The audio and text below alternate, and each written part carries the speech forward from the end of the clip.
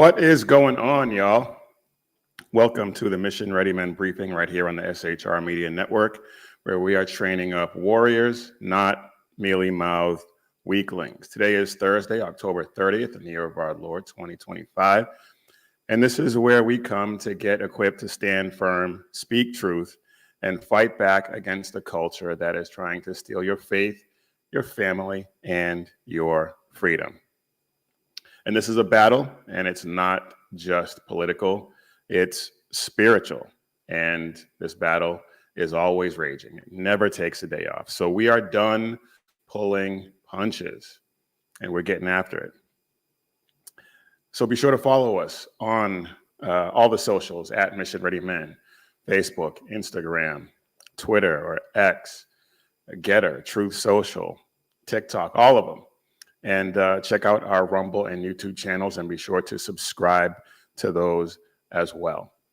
And if you want to show everyone you're in this fight, grab your gear at missionreadymen.com.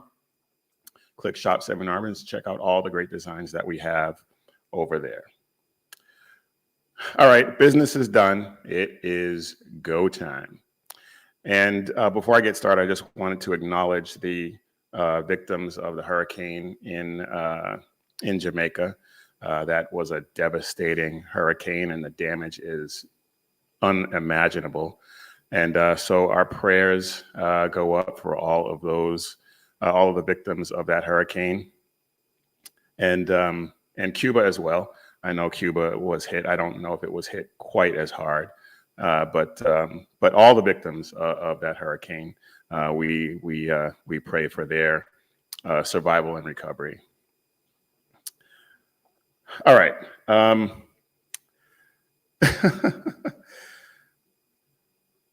Hey, let's check out the chat real quick. We got my good friend, Sackhead Sean. Good morning. And Jersey Joe is also in the chat. Good morning, Joe. Good to see you. Glad to have you here. So I want to get started on something, and it ties into a lot of what we're seeing in our culture today. There is a Howard professor who I believe she's a professor of journalism at Howard University. She dropped a screed on Substack channeling John Brown as if he is the OG gangster rapper of white guilt. It's amazing. And I'm going to show it to you here in a second, but she is, her name is Stacey Patton, and she is, I'd never heard of her before I came across this piece, and she is just your typical left-wing lunatic. Burn it down, Whitey, she screeches. And of course, not of course necessarily, but Jonathan Turley, a voice of reason, he threw a penalty flag on this play, and called her out, and told her, responded that this would just lead to more and more chaos. And it's not just professor versus professor. It's 1865 colliding with 2025. And in 1865, after they were freed men, in many cases, ran back to the system that they knew. And there's a parallel with many of today's Black voters, most of today's Black voters, running back to that same plantation. And I don't talk about this a lot, but I came across this and I just had to talk about it. And I have a piece that I'm writing that I will try to drop this weekend along these same lines. But let's get into it, because Stacey Patton, she claims that she is, or in this piece, she says that she is sick of performative allyship, which is a ridiculous concept. But she says that white allies, so-called allies, slide into her DMs asking for absolution and how they can do better. How do I be less racist, Queen? She says that it is emotional outsourcing. And her solution, according to this piece, is to stop asking and start taking action. And she actually invokes John Brown. And if you know your history, you know who he is, and we'll get into him. Well, you know what? In 1856, he led a massacre, the Potawatomi Massacre in, I believe, Kansas, where 5 pro-slavery settlers were executed by him and his band of activists, of rioters, insurrectionists, really. And in 1859, he led a raid on the Federal Armory in Harper's Ferry, Virginia, which is now West Virginia. And he did that thinking that he was going to start a slave revolt. Obviously, that didn't happen, and he was later executed for his trouble and treason. And so this is who she's invoking when it comes to her so-called white allyship. Jonathan Turley enters the conversation and tells her to pump the brakes on the murder spree that she's inciting, and reminds her that John Brown's legacy is not exactly a TED Talk on peaceful reform. She's glorifying a 19th century insurrectionist, but that's not progress. That is cosplay for chaos. It's inciting riots. I believe she's a professor of journalism, and journalism schools used to teach facts and how to gather them, not fantasies about revolution and riots and insurrections and all the rest of that nonsense. Now, I will say this. She is half right. I know that's shocking coming from me, but she is half right, because this so-called allyship is a clown show. It is a clown show. Just look at the so-called allies on TikTok and Pedo Sky and all the rest of it. She is calling for the replacement of mostly harmless virtue signaling to full-blown riot incitement. That's not liberation. That's absolute lunacy. And Jonathan Turley, being the adult in this conversation, is letting her know. In 1865, nearly 4 million, I believe 3.8 or 9 million slaves were freed, declared free. And for various reasons, many of them decided to go back to the plantations of their previous owners. They had been promised 40 acres and a mule, but after Lincoln's assassination, that was rescinded. And then unemployment became a crime. And so many of them ended up right back where they were on those plantations under some crazy labor contracts, sharecropping. And it became freedom on paper, but it was still dependence in practice. Does that sound familiar at all?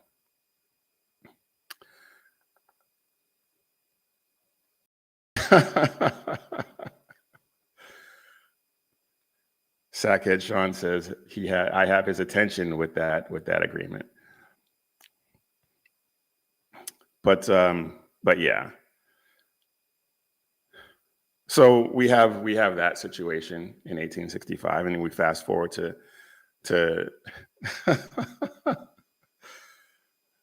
yeah, I thought it might.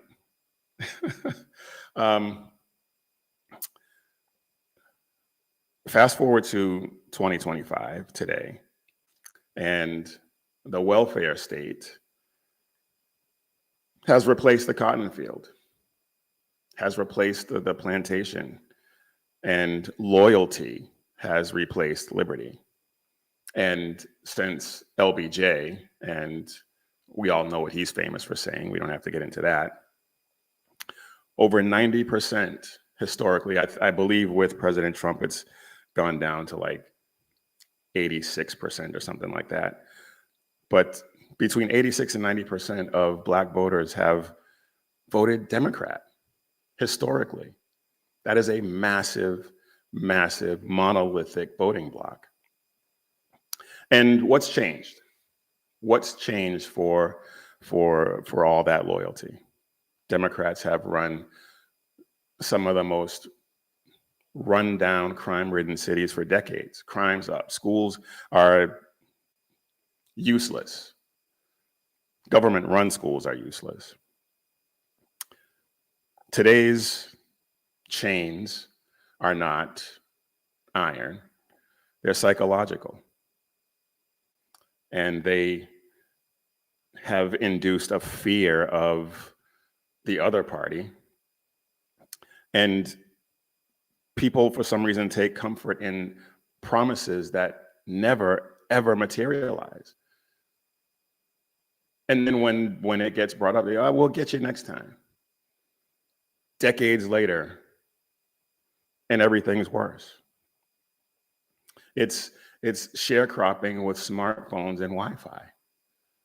It's evil is what it is. And so many Black folks are falling for it.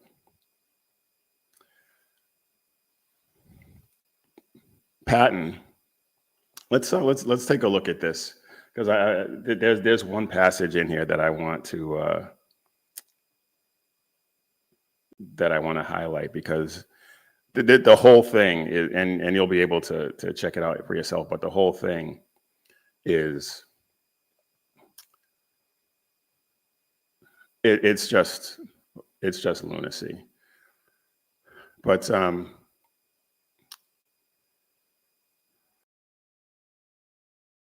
where is it?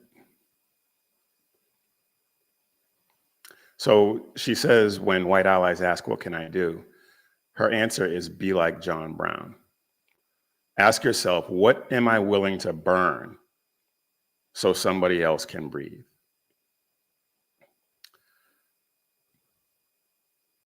Really? I mean, and this whole thing is just like I said, it's a screed of grievance and calls to violence. And she's aiming her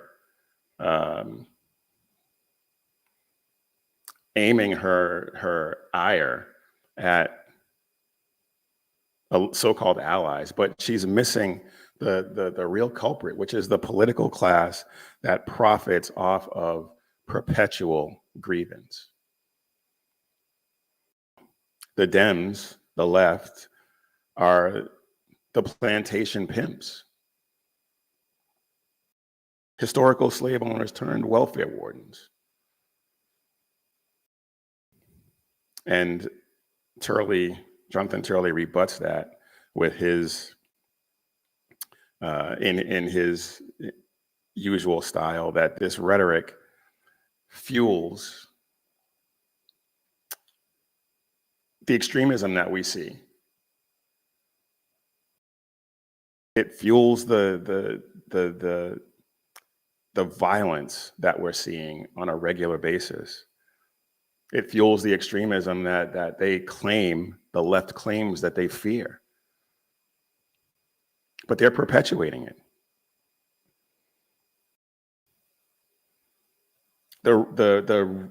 A true rebellion in this situation is not another march.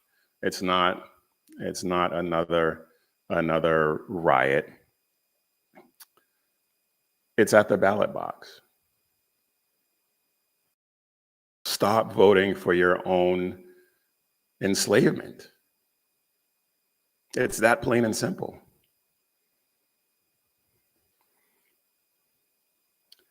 Oh, did you like that? I'm glad.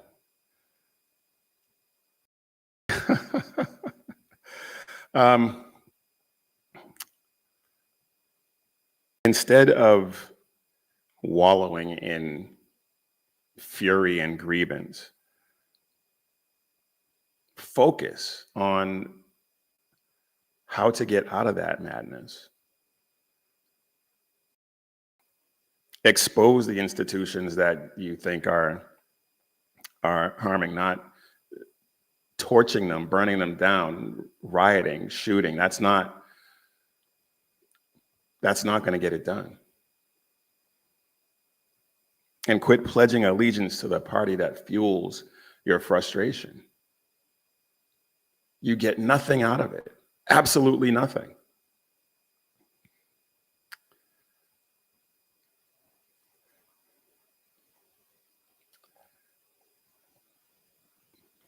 The history lesson here is pretty obvious. It's obvious, but it's not one that people tend to, it's not one that people have learned, apparently. But just like the freed slaves and sharecroppers boomeranged back to their plantations, we don't have to do that. They had excuses. They had a built-in excuse. That was all they knew. And at that point in time, the deck was stacked against them, obviously. If you're still saying that in 2025, you have a serious problem. If you think that's still true in 2025, that's a you problem. That's not a problem with institutional racism.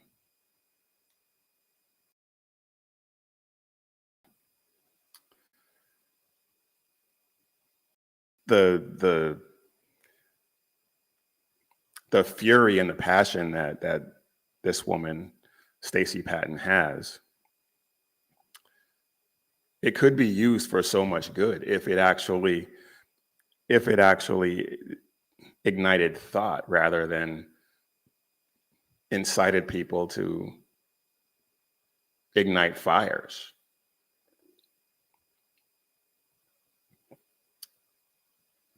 If it ignited true thought and ways to inspire people to come up with ways to get out of this instead of just feeding into the chaos. But that's what's happening. John Brown died for his cause, her hero. All you have to do is just stop voting for it.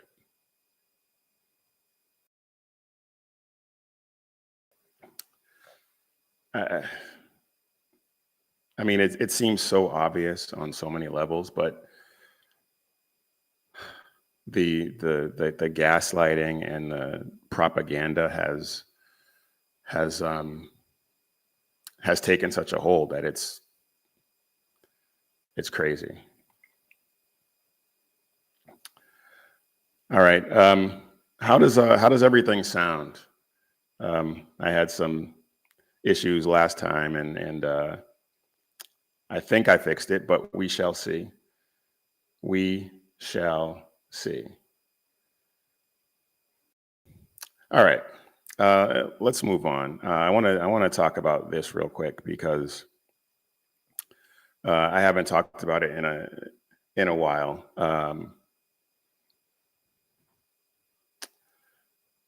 Thanks, Sean. He says it sounds solid and even. Awesome. I guess it worked.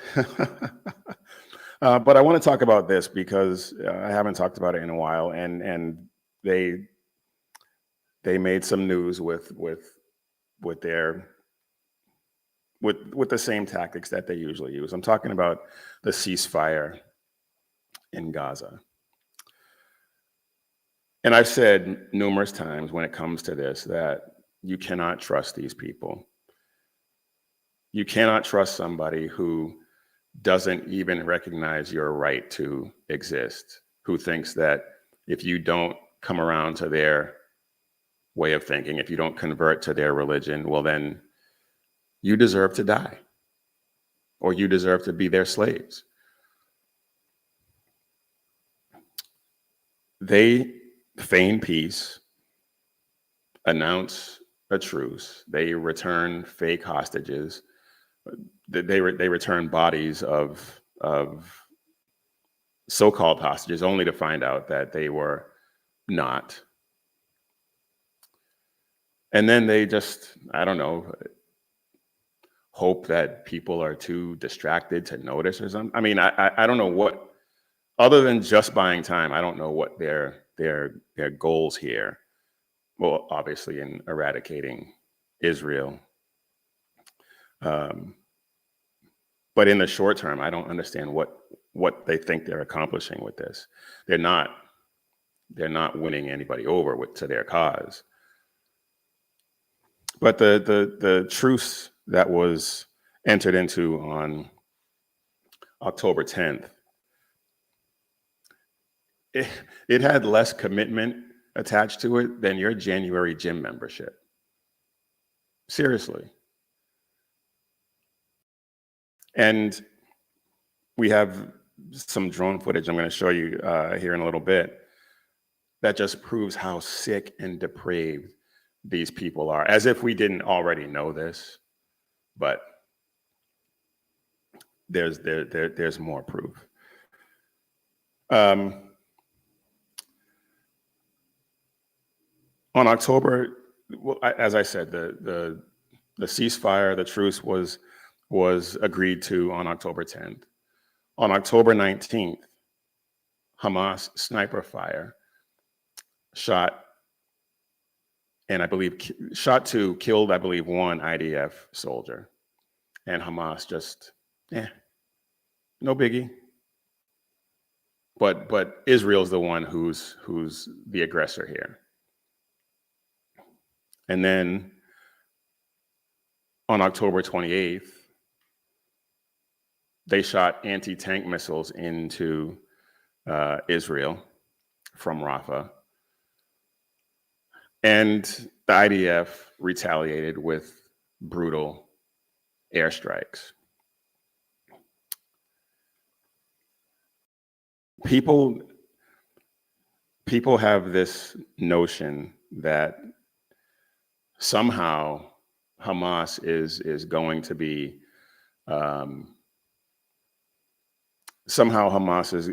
going to be to come around and be a legitimate player in this thing and actually agree to some peace. Hamas treats every one of these ceasefire agreements and truces like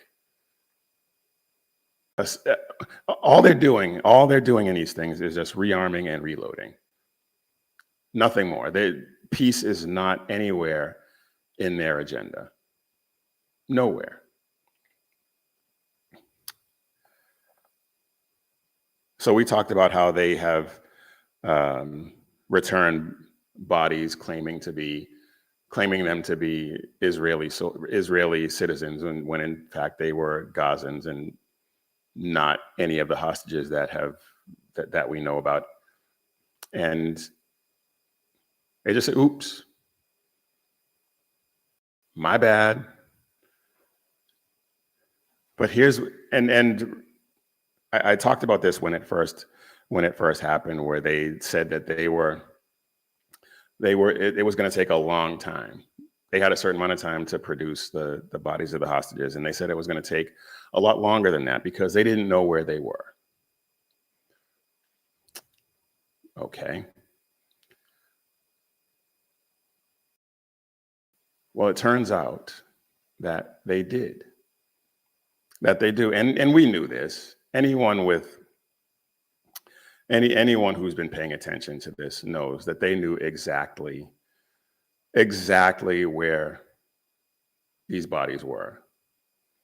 They didn't misplace the hostages.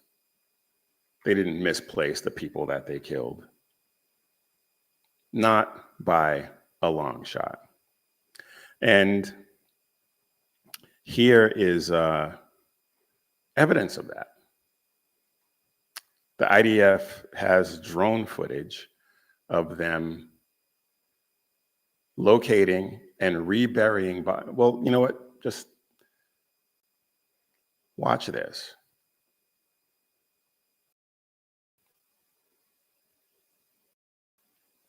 There's no sound, by the way. This is the body of a hostage that they just brought out of this building, and now they're reburying him or her.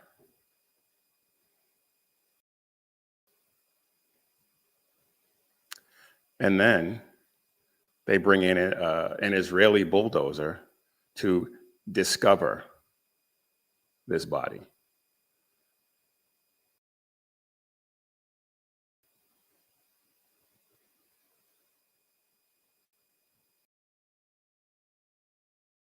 And it actually looks like several bodies.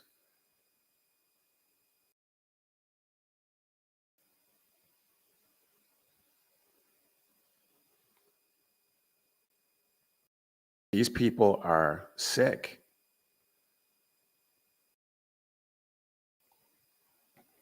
These people are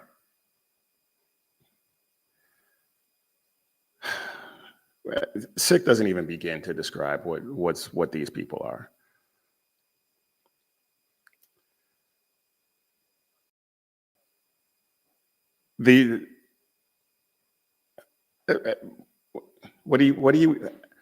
What do you even say to that? How does one respond to that? 15 bodies. There were 28 bodies in total that Israel is waiting on, or was waiting on. 15 of them have been returned. 13 are still missing. And every delay just buys them time, as I said, to reload and rearm. And if you still believe that there are good faith negotiations to be had in this situation, well, congratulations, you are the useful idiot. Peace cannot come from trusting terrorists. By definition, you cannot trust them. Peace only comes by enforcing consequences.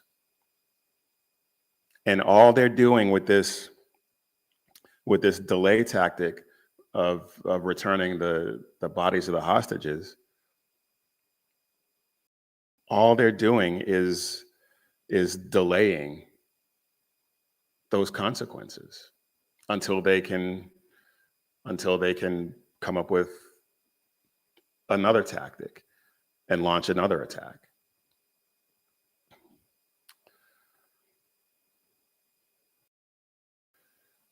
BZ says he's first in the chat. Thanks for being here, BZ. Unfortunately, sir, you were not first.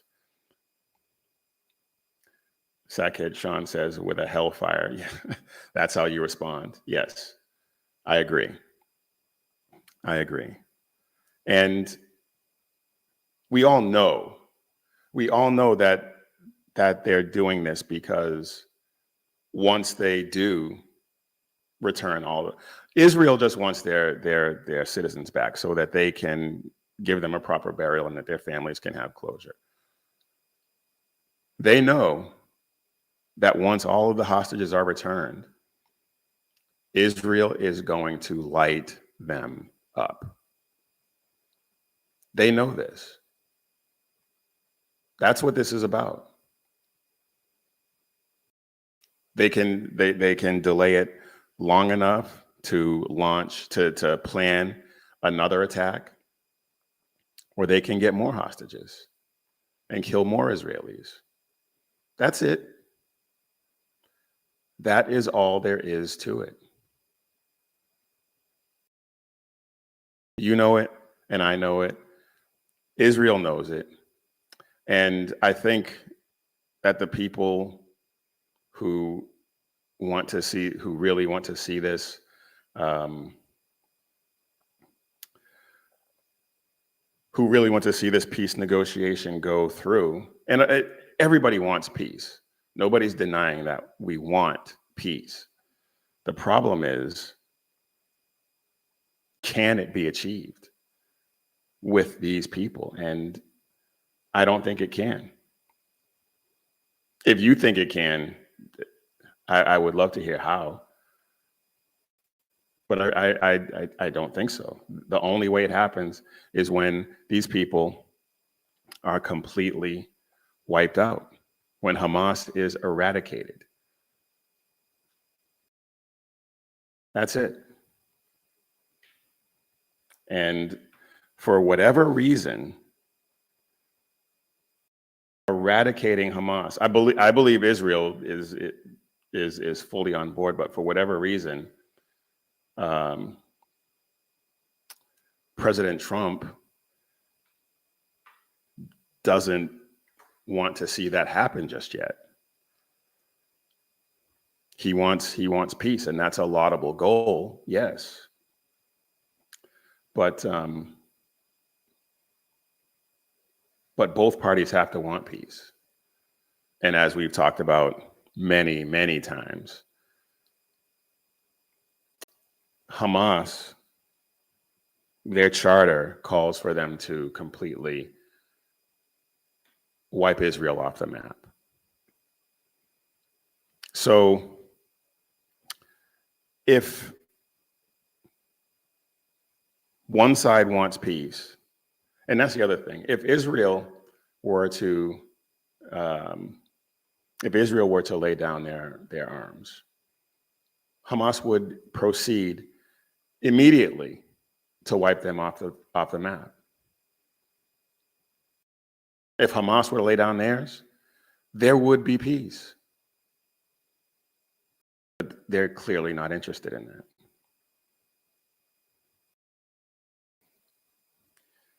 BZ says, but you can't be stupid about peace. If you haven't achieved peace in thousands of years, what makes anyone think peace can be achieved now? Only an idiot would think so. Yeah, I mean, as long as the people who are, as long as the parties involved don't want peace, and we know they don't want peace, it's in their documents that they don't want peace, then it can't happen. Despite all of the leftists saying that that Islam is a religion of peace, I think we've gone over that many times before. Islam is the exact opposite of peace.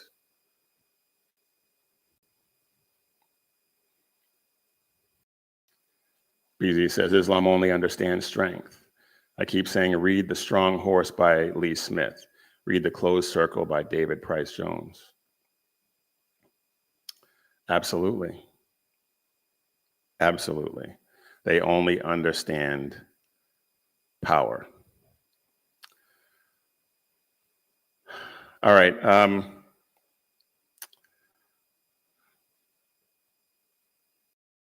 You know what? Let's we're a little past the bottom of the hour, so let's get a word in from our sponsor. And our sponsor for today's show is Carry Girl Gear. And this is my beautiful wife's company. And if you are looking for a solid gift for your wife or your girlfriend or your daughter, check out carrygirl.com. We have some of the best looking, highest quality shirts that you will find, bold designs, great fabric, and gear that she will actually want to wear. And it's not just shirts. I mean, there's drinkware, hats, a whole lineup of accessories that she will just absolutely love. And if you are like me and gift buying is not your strong suit, go ahead and grab a gift card and let her pick out her own gear. It's quick, it's easy, and she will get exactly what she wants, and you will look like a hero. So head over to carrygirl.com, show some love, make it count. Visit carrygirl.com today, carrygirl.com.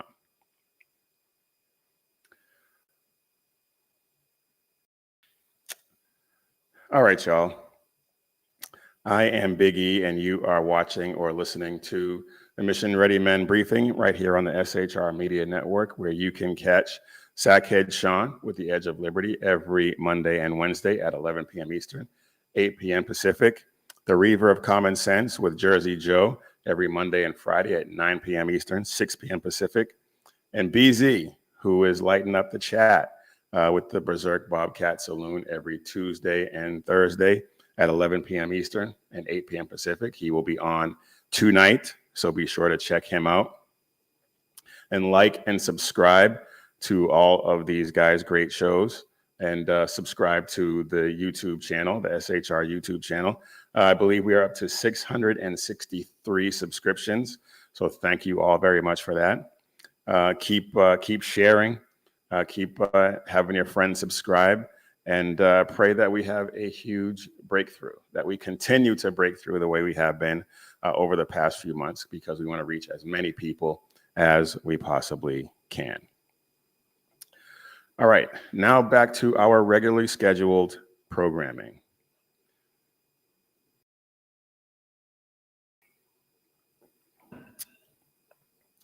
So we just talked about Islamists over in the Middle East, and we have some right here in this country that we have to contend with. And one of them is about to become mayor of one of the greatest cities, a once great city, not so much anymore, because it has been run by some morons of late. But I'm talking about Zohran Mamdani. And he just got roasted by his mother. She came right out and said, and this wasn't recent, this was an article that an interview she did back in, I believe, 2013. But she just flat out said, he's not American at all. We all knew this, but the fact that his mother actually said that, and it has now resurfaced, is amazing. And then you add on top of that, the foreign donations that his campaign has taken from Dubai and Australia and France and some other places. And the hometown hero DSA poster child now looks like a globalist. And we all knew that he was, but here we are with evidence. Now, he is ahead in the polls He's leading Cuomo by, I believe, 9 or 10 points, and Sliwa by all the points. But there have been some DOJ referrals regarding his campaign donations that could turn that campaign bus into a prison transport, and nothing would make me happier than to see that. Not sure it will, but even with this DOJ, not sure it will, but hope springs eternal. But I want to get into this with Mamdani's mom, because that's what she said. His mother, in an interview, in 2013, with the Hindustan Times, and of course they never thought, I mean, it's the Hindustan Times, they never thought, A, probably that he would be running for mayor of New York, and B, that anything that was said to the Hindustan Times would ever amount to anything. But some enterprising journalists, or maybe some Oppo researchers, who knows, found it, and it resurfaced, and I am here for it. But in the Hindustan Times, she is, and let's go ahead and take a look at this.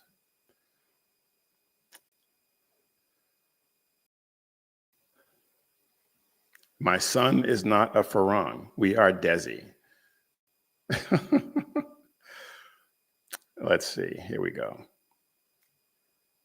He is a total Desi, completely. We are not Farangs at all. He is very much us. He is not an American at all. He was born in Uganda, raised between India and America. He is at home in many places, but he thinks of himself as a Ugandan and as an Indian. Okay, again, this is not anything that we didn't already know, but the fact that now his mother has confirmed it, albeit years ago, but still. And I haven't seen him. I haven't seen him respond to it in any way, or try and clarify, or anything like that. But yeah, his mother has just, not just, but it has just come out that she outed him. And the term Desi is a term of ethnic pride for Indians, and Farang, and if I'm pronouncing that wrong, I don't care, but Farang is a slur for Westerners. And she had no problem letting that fly, as she's making a lot of her money in the West with her movies. But here we are.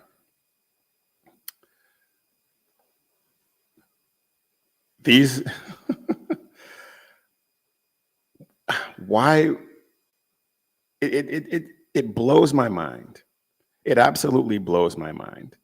And every time I think about it, I am mystified that New York City, where nearly 3,000 Americans were slaughtered by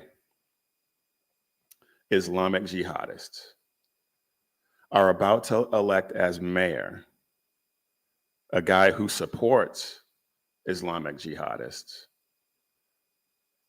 talks about globalizing the Intifada. They're about to elect a guy who, I'm sure if we dig around, can probably find where he praised what happened on 9/11. They're about to elect that guy as mayor. I am completely mystified as to how that's happening.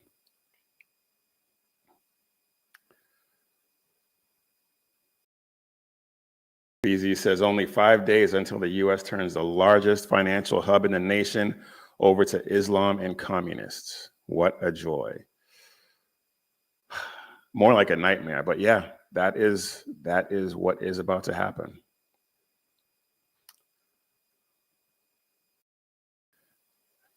Oh, this is interesting.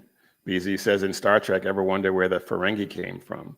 They are the outsiders. The term was stolen from India and inserted into the mythos. I did not know that. That is interesting. Wow. You learn something new every day. But so we have this guy who's an Islamo-communist who doesn't consider himself an American, who espouses every anti-American ideal you could possibly imagine. And on top of that, he is accepting foreign donations from United Arab Emirates, France, Turkey, Australia, 80 something donations. Over 80 donations have not been refunded. That's not a clerical error. That's not an oversight. That is what we in the business call a pattern. His mother-in-law, who lives in the UAE, donated $500, which was returned. I'm guessing because it wasn't big enough, honestly. But the Coolidge-Reagan Foundation just referred him to the DOJ, and federal election law is clear. Accepting foreign money is a felony. New York itself doesn't have any state laws against it. So it wouldn't surprise me if when the DOJ brings charges, that they'll fight it. I mean, this is New York. So when it comes to campaign law, only Republicans are subject to that. Yes, I'm speculating. We don't know that yet, but I mean, it's a good bet, don't you think? The campaign claims that they rigorously vet Americans abroad and foreign donations. Really? Come on now. All that means is, yeah, we got caught. That's all that means. That is all that means.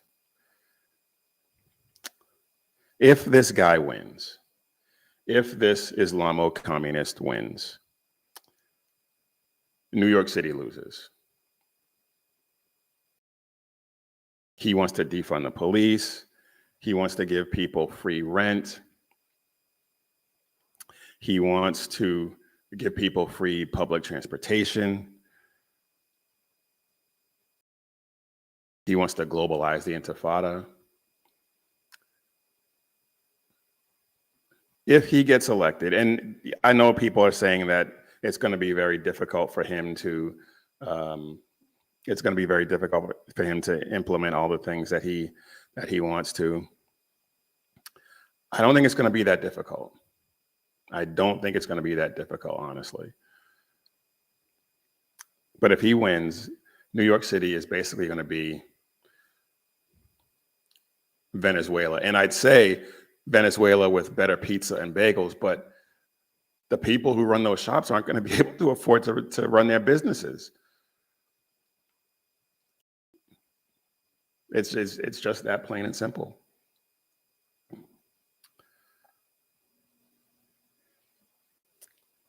So we have an Islamo-communist, soon to be mayor of New York City. His mom basically confesses that he's not an American, and he's taking foreign cash, which was not a mistake. That was an investment by those overseas donors. Make no mistake about it. It was an investment. He hasn't returned any of that money. Well, he hasn't returned a lot of that money. And I wouldn't be surprised if he never does.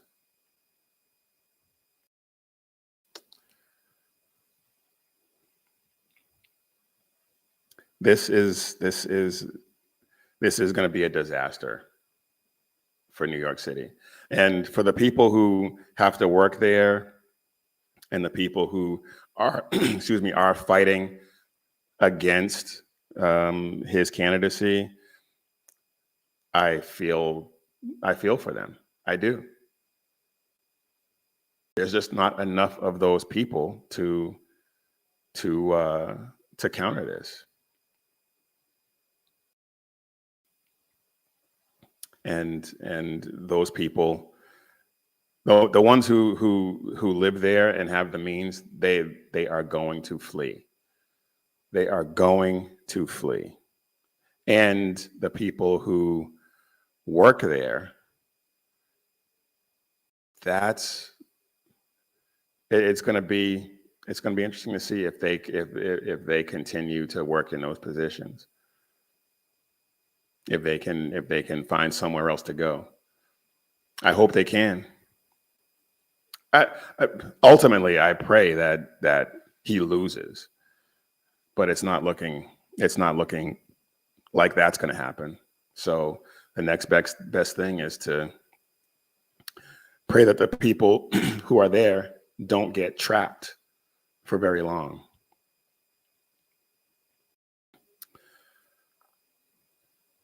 All right. I'm actually motoring along here pretty good. I didn't think I'd get this far this quickly, but here we are. We are in day 30 of the shutdown. And in the next couple of days, people are likely going to lose their SNAP and WIC benefits.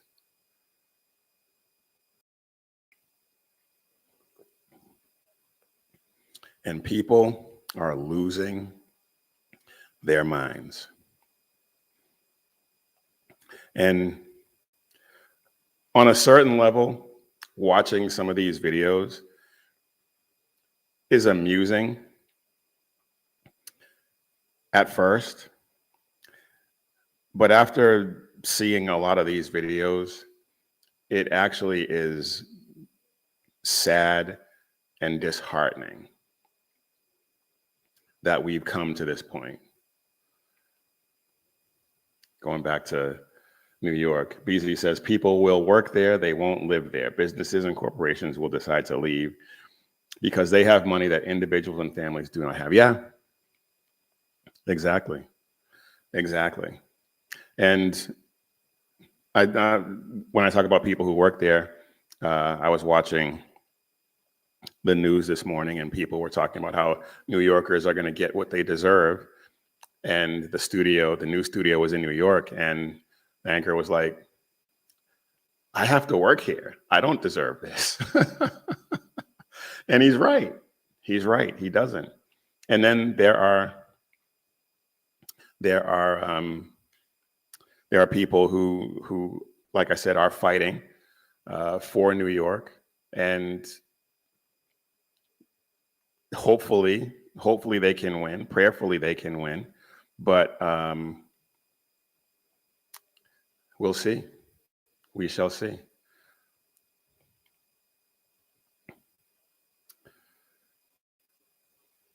BZ asks if I see the Democrats caving. Sean believes yes, I do not. What are your thoughts? I think support is wavering on that side. I don't think they're going to cave before November 1st. I think enough of them are holding out till after the election, and then I think after the election, I think they will cave. I think they will cave then, but I don't think there's enough leftists right now to think that they will do it before then. And a lot of them still see this as leverage, which we're going to get to here in a little bit. But let's. I want to take a look at some of these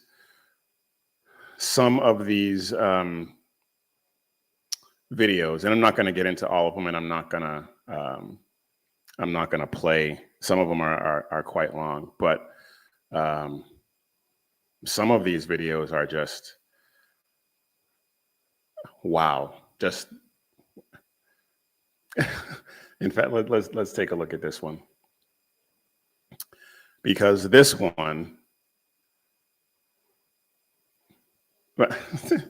I'm just gonna leave it and let you decide. Check this out. And next week, when millions of people are going to have to resort to possibly stealing in order to feed themselves and their families, and the government complains, because they will complain about the crime rate going up, even though they're the ones who fucking did it. Make sure you point your anger at the system and the people at the top, because they're the ones who took the food away from families and poor people and starving children.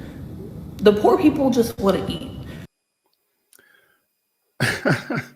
I could make so many mean comments about eating right now, but I am going to refrain.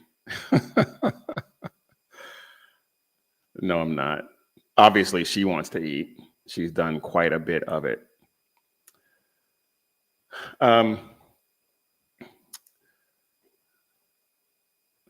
Yeah. So, and there are a lot of videos like that. I found this account called EBTs of TikTok on X, and it is just video after video of people like this blathering on about how bad it's going to be and how people need to mind their business. I want to play this one too, because this one, I played a video of this woman before. You may or may not recognize her because she's not wearing what she usually wears in her videos. But this woman is a straight up lunatic. I just wanted to come real fast just to make this video, just to make something very, very clear to the white man. Black Americans do not care about your government shutdown, and Black Americans do not care about you taking away our EBT and our government assistance, because Black Americans... Really? Then why are we even having this discussion? Somebody cares. Never depended on the American government to take care of us and feed us, because we never could. And that is just an outright lie, obviously. We were never able to depend on the government, in spite of what you may say and what you may try to force us to believe. So you can sit back and you can mock, you can laugh, and you can think that you're about to starve us to death. But I'm here to let you know that we are going to eat regardless, even if we have to hunt you animals down and roast and eat you, the delectable crackers and cheese. Wow.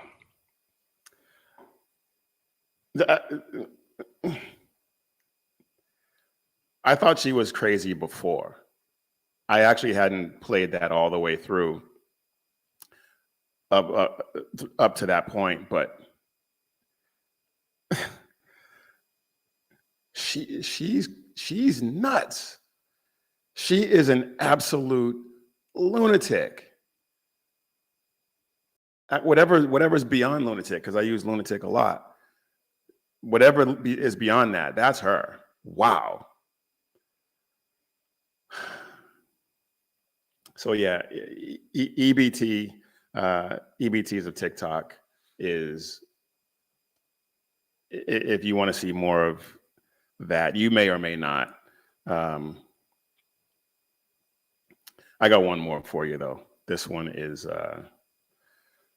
is less less violent, but still just as illustrative.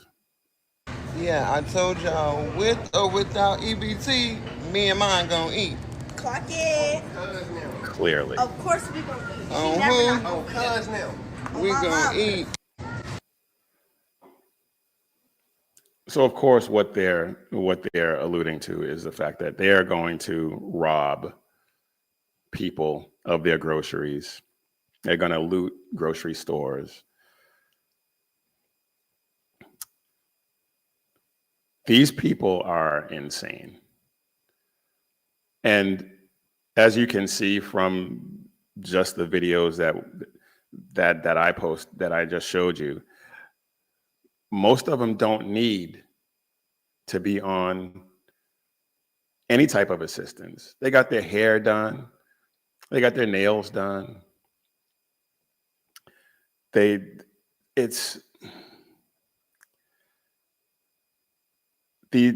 people are insane. And now with people about to lose these benefits, now is a perfect opportunity to actually find out if these people actually deserve to be on these programs. They don't. I can guarantee you they don't. They're obviously able-bodied. They can obviously get a job. Whether or not they have the mental capacity to hold a job down is another matter and not our concern. They can get a job. Yet,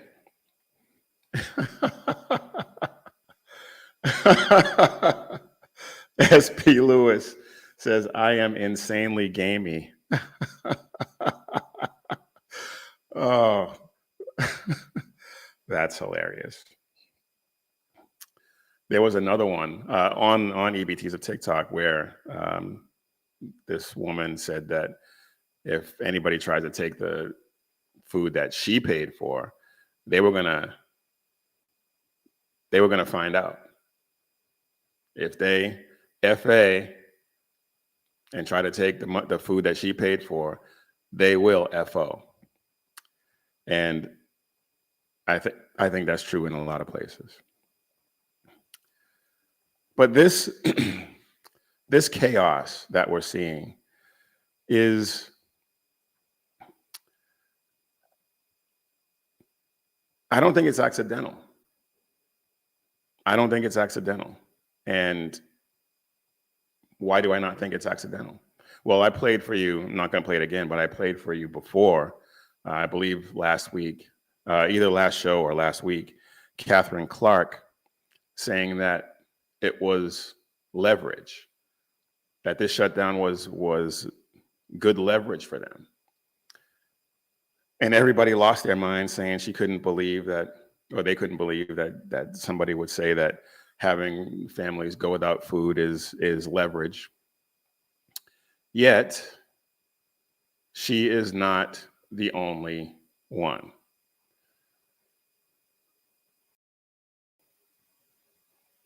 Senator Sheldon Whitehouse said something similar. Why are working families the leverage the Democrats need to get Obamacare fixed, to get the Republicans to fix Obamacare? Why is that the place you guys have to go that far? It's the only lever we have.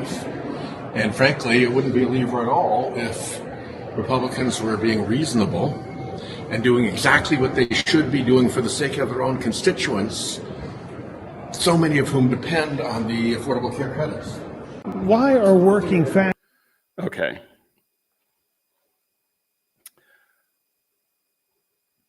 So I guess it's not reasonable to pass a clean CR that actually is a continuation of the same level of spending that the Democrats had already voted on and passed.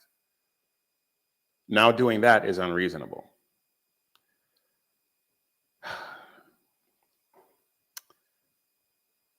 But that's not it.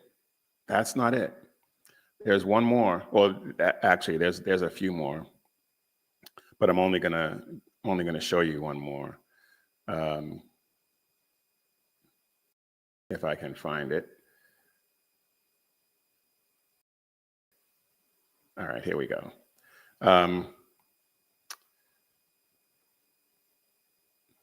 Nope, that's not it. Where did it go? I just had it. All right. This is it.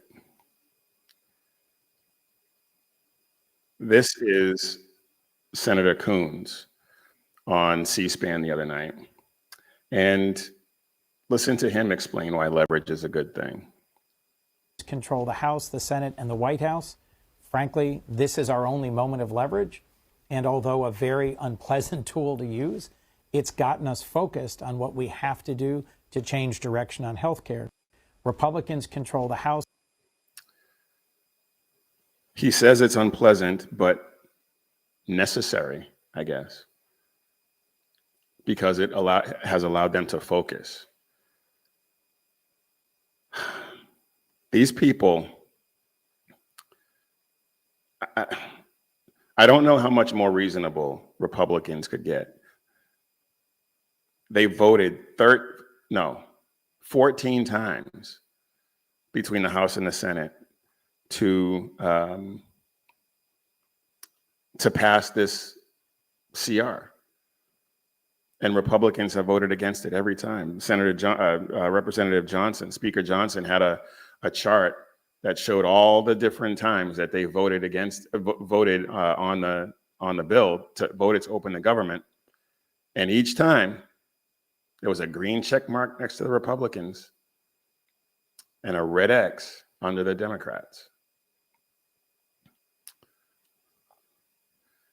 BZ says, we exist in their world as nothing more than tools and pawns in service of their platforms.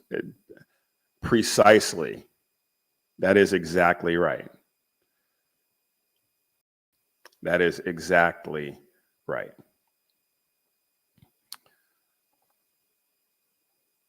So one of the things that we need to look at in terms of this this shutdown and the SNAP benefits and whatnot is who is actually getting them. And we saw videos, and you can look up tons of videos of all these people who clearly haven't missed any meals, talking about how they're going to starve if they don't have their SNAP and their WIC benefits.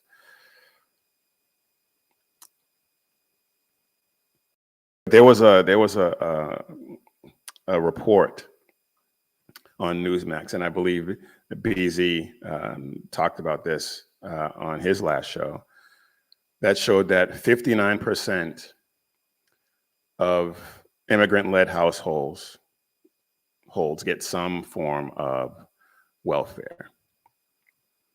That's not 59% of all recipients, but it's 59% of immigrant households in this country, which is still entirely too many. Non-citizen households, 59% get some welfare, whereas it's 39% for US-born households. Washington is printing the empathy on credit while taxpayers are paying in cash.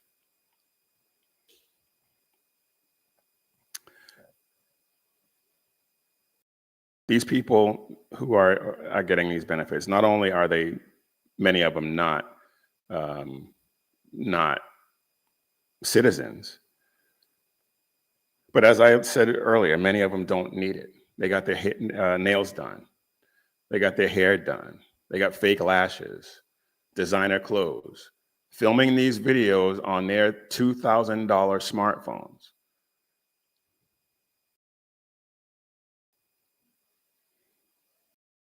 This is one of the worst this is one of the worst examples of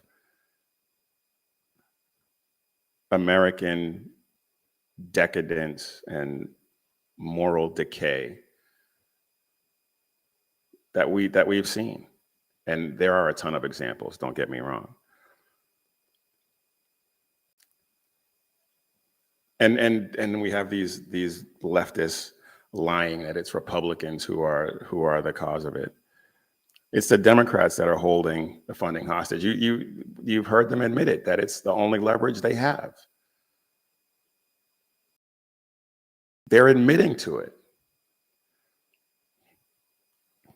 Republicans keep voting to open the government. They keep voting to feed the people who need these benefits. And they keep shutting it down. And why do they keep shutting it down? They keep shutting it down for the benefit of illegal aliens and their health care.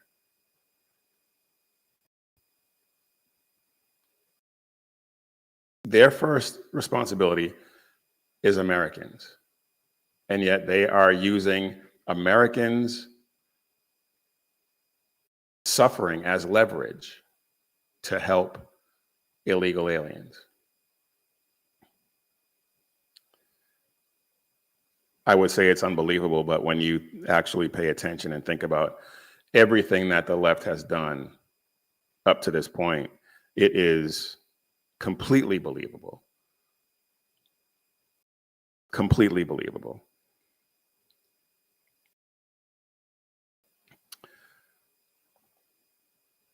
One of the things that would help resolve this in the long term, and this is something that with what we're seeing right now and the possibility of these benefits being frozen for a while, determine, and I mentioned this before, determine if these people actually need to be on these programs. And then implement stricter work requirements for benefits. There are so many people who say that they're being asked to work, to volunteer for 15 hours a week in order to keep getting these benefits. If you can volunteer for 15 hours a week, you can work for 40. Why not?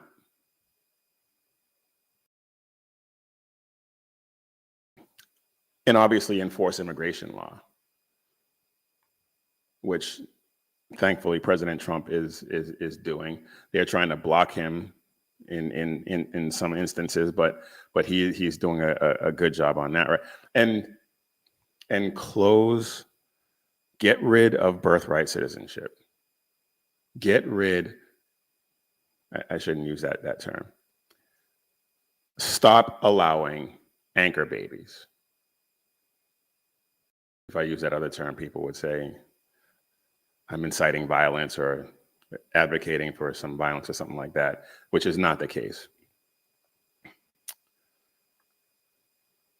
The Democrats are using this as a power play. They're using this as a power play, and President Trump wants to take care of Americans first. I intellectually understand why the Democrats do this, because it's their quest for power. But I still can't really wrap my mind around it. You know what I mean? It's just so ridiculous that I don't understand how the quest for power can override your sense of duty and responsibility to your fellow countrymen.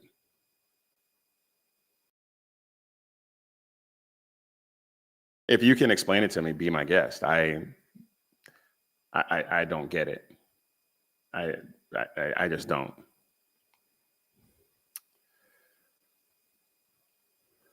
You know what? I mentioned this, and just to close this out, I want to play this because this is a good way to close out this particular subject. And I didn't actually prep it because I wasn't going to actually use it, but I decided to go ahead and do it now. Let's take a look at this one. I mentioned it, but check this out. So word on the street is people are about to start stealing paid for grocery carts after this whole food stamp debacle. Now I get it, times are tough, you know, you're taking food out of people's mouths, but let me be clear. If you steal a grocery cart full of items from me that I just paid for, don't worry, bitch. I got your total right here. And it's called consequences. You about to learn today. So word. Oh, you're going to learn today. That was awesome.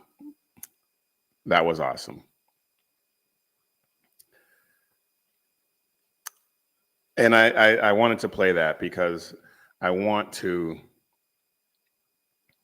urge everybody to not panic. Don't cower in fear over this. Be prepared. Be on guard. Be aware of what's happening. But don't panic.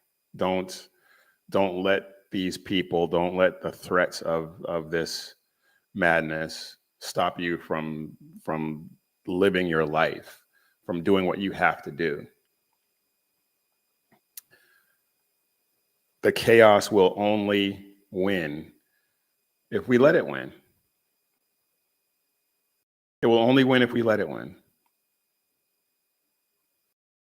The Democrats are using this as leverage. They want to weaponize the situation, and the leftists on TikTok and all the rest of it, Blue Sky, Pedo Sky, they amplify the hysteria and the chaos. And then people who just want to go about their daily lives, who want to be left alone, end up paying the price.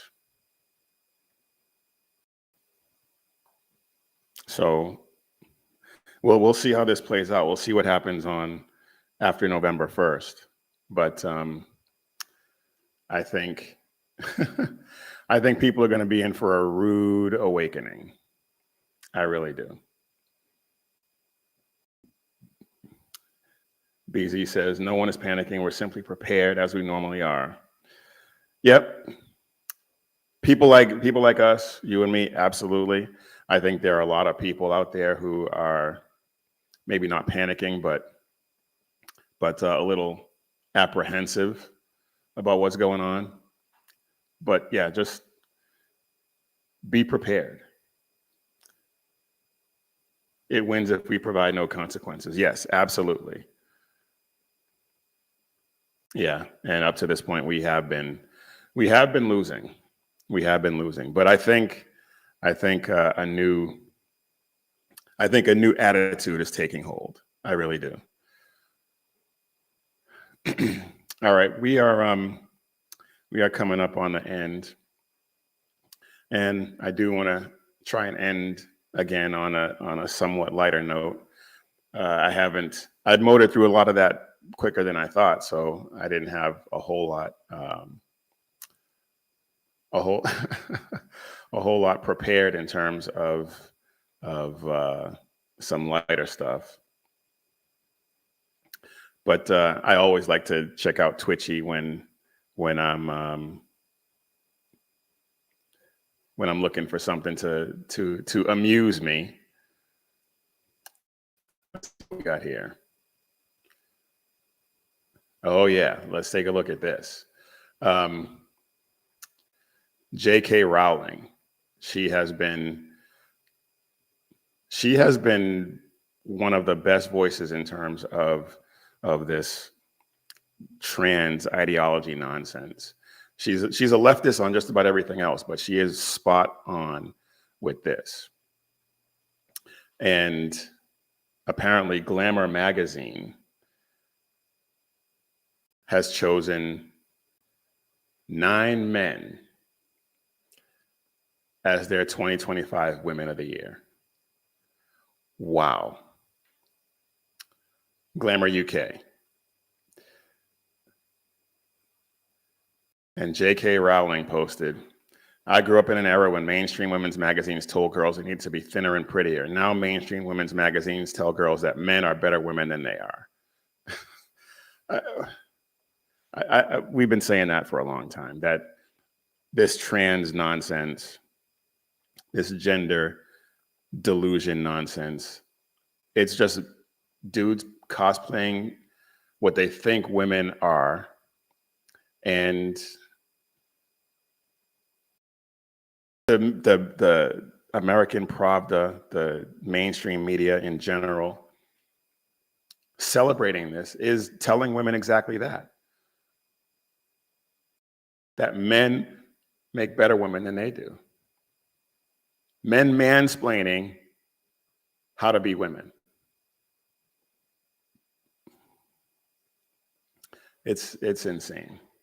These people are absolute lunatics. Let's see, we got anything else good over here on Twitchy?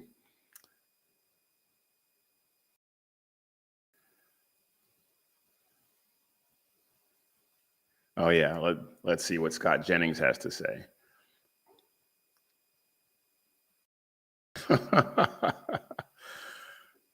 J.D. Vance apparently has his own syndrome. On Lawrence O'Donnell on MSLSD. Oh no, not JD. Jennings derangement syndrome. Wow, that's even funnier.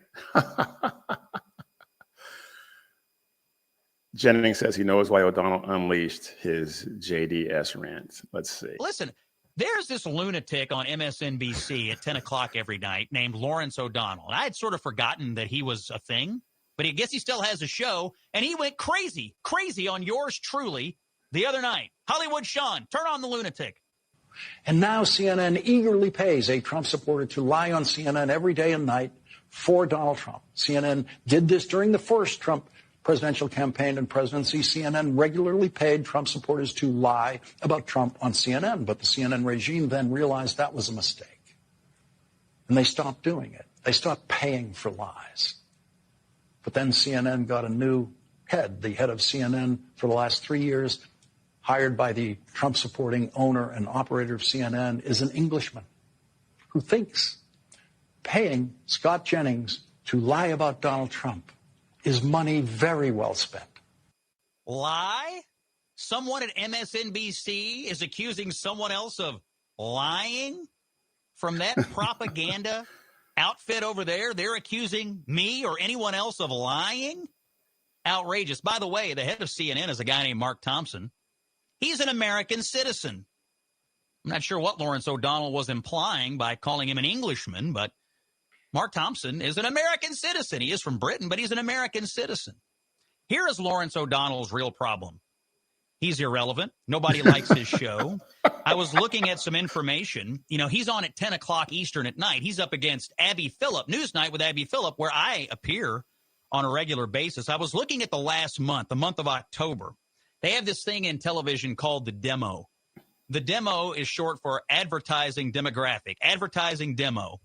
People ages 25 to 54, they pay attention to those numbers because that's the people who are most likely to buy something they see in advertising. The advertising demo is a number TV people track. Well, in the month of October, I'm sorry to report to Mr. O'Donnell, Abby Phillip was kicking his rear end by 30% on a nightly basis. 30% more people watching in the advertising demo.